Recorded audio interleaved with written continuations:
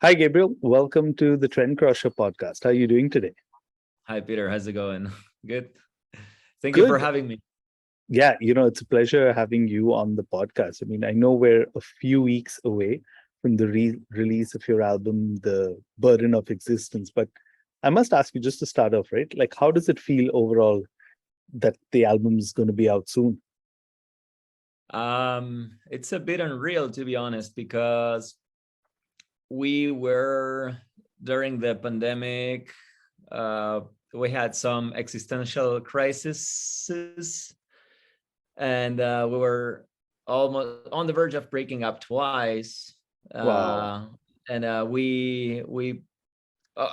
I mean, the bass player quit the band. We're still friends. Everything is good. We still love each other, but he was like not feeling it anymore. Hmm. And it took a lot of communication, understanding, and love for what we do to say, okay, let's go. Let's finish writing this album. Let's record it. Let's go on. So now that it's there, it's happening, it's coming out soon. It's like, whew, it's a relief. So good. I feel good. I'm excited. I'm looking forward for the world to listen to it and to go on tour, basically. Yeah, I'm sure you're quite excited for that. But I don't want to dwell too much on what you said, but I just want to quickly ask you, like, what's the feeling like? I mean, first of all, have you already got your copies of the album as yet, like the CDs or? No, we're getting copies. Like today, we saw the pictures of the actual vinyl Mock-up and and all? the vinyl itself. We saw Wow, pictures today, and we're gonna get them on Wednesday nice. next week.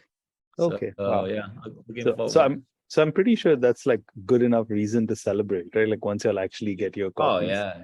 I mean, after so much work and so much ups and downs and whatnot, finally to get the material, the vinyl itself in your hands is like, finally, one less thing to worry about. Yeah. But Yeah. so just to kind of move on, right? I want to ask just to get my chronology kind of correct, because like for us listeners in the press, we got a first taste of the album, which was the self-titled single all the way back in January. So was the album already recorded when that No, single came actually, out? like the thing is, we when we signed the deal with Charter Records, that was in beginning of 2021, I think. Wow. Around that, like, let's say, I don't know, May. I don't remember exactly. Let's say May, we signed the deal, and then they told us to release. Well, I mean, they suggested we would record a single to have something stronger to announce the signing. Hmm. So we, like, last summer, we recorded the song "The Burden of Existence." We made a video clip, and we put it out in January while we were recording the album Okay. and re-recording the song that we just released. So Okay. yeah. So so just to kind of understand that, so was the concept for the burden of existence already there while you were recording, or you were just trying to figure it out? If you could No, just I kind of think help. like that song definitely marked set the tone for what we were gonna do. Hmm.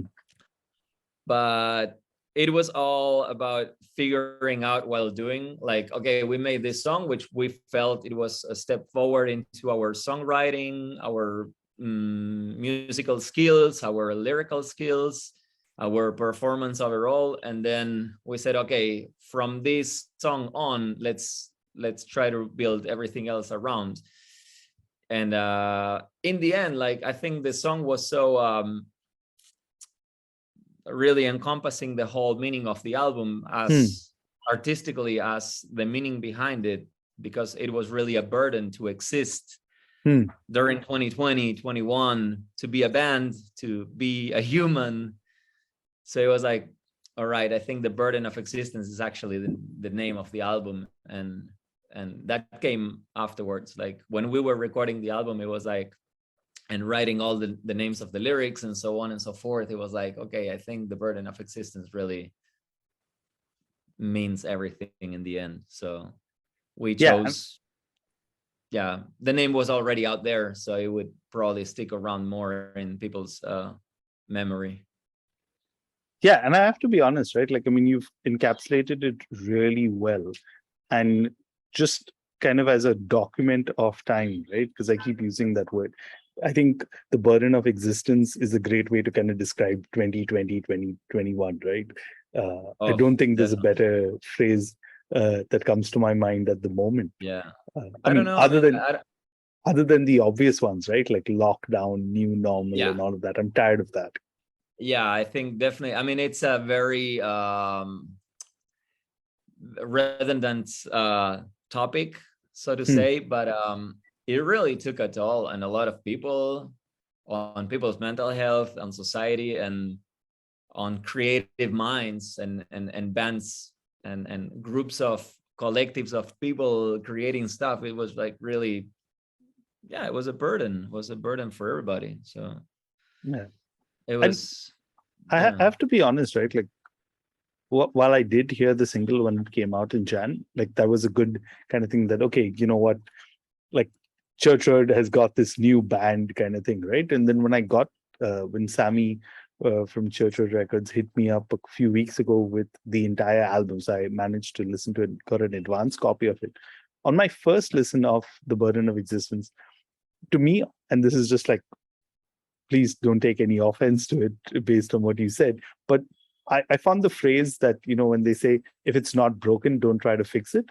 I think that was a great kind of thing. Like, you guys had this great sound going. So it's not like you're trying to experiment, trying to kind of like, you know, add some new elements to it or things like that. But now reflecting on what you're saying, I'm going to re-listen to the album and kind of see. But take me back to that time when you all were kind of working, right? Because you're talking about earlier this year in Jan. What kind of approach did you all have towards the album while kind of writing and recording it? Well, I mean, I believe from our perspective, we try to do something a bit different. Maybe we didn't go too much out of the box, but definitely, I don't know. We have like the second to last song, Hmm. which is actually one of the singles. Is "Love Will Gradually Perish." It's like synthesizer and clean guitar, more slow tempo, sludgy kind of thing. But that was like the most like uncommon thing for us. But I think it was like it's it's the combination of the three of us, Hmm. Marcus, Pedro, and myself, working together. And this is like the music we create when we're together, because like we combine the influences of all three of us. And whether we would try to write something more black metal, more death metal, more hardcore, whatever, it would still have that sound of the combination of the three of us, because we don't write songs individually. Like, this is the demo, this is it, this is the song. We bring an idea, we go into the room, we work it together. Why don't we try this there? What do I think, like this note here would be better, and then combine it, and like it's practice room thing. So it's like Got the it. energy of the three of us working together what makes the album in the end. So it's obviously I would like to say or believe that it's a step forward from our previous album. Otherwise, would be very boring to say we went a step back. So I think we did really go step forward.